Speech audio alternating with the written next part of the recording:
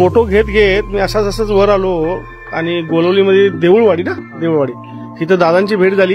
दादांची भेट घेण्याचं कारण काय माहिती का? हे बघा, हे मला दिसलं, हे मी भात भरपूर बघितल्यात.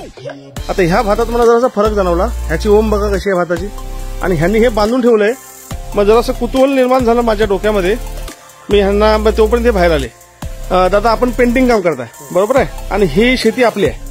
आता ही जी आहे ती, हे कुठलं बियाणे म्हणलं तुम्ही? रत्नागिरी आठ. म्हणजे तुम्हाला सरकारनं जे दिलंय ते.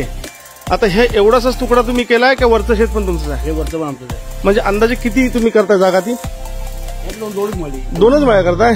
म्हणजे तेवढंच का केलंय ते? तिकडे आहे ना, इथे जेवढी जागा आमची आहे ना, तेवढं आम्ही ते केलंय. बर, आता ह्या तुकड्यातनं तुम्ही म्हणला किती पायली निघेल म्हणला?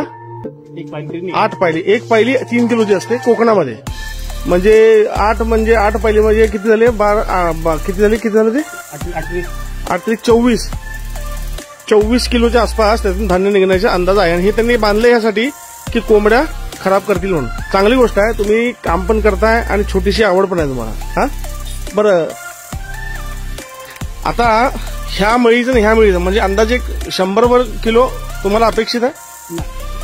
किती? 40 किलोच्या आसपास. म्हणजे तुम्ही आता हे भात व्यवस्थित दिसते म्हणून त्याच्यावर पण त्याची कृपा वर्षाची झाली तर आधी पाऊस पडला जोरात की विषय संपला. ठीक आहे, भेटून बरं वाटलं. कोकणातल्या लोकांनी शेती करायला पाहिजे, नवनवीन उपक्रम केले पाहिजेत. जसं तर बघा, ह्यांनी हे फार चांगलं जोपासलंय आणि चांगलं केलंय. हे आता कोणाची दृष्टी लागू नये. कोकणात हा प्रकार जास्त असतो की दृष्टी लागायचा चान्सेस जास्त असं लोक म्हणतात असं.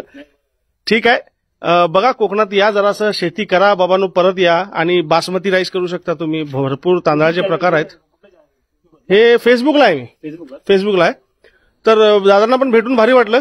जरा छंद आहे माणसाला, भारी वाटलं. चला पुढे जाऊया आपण आता.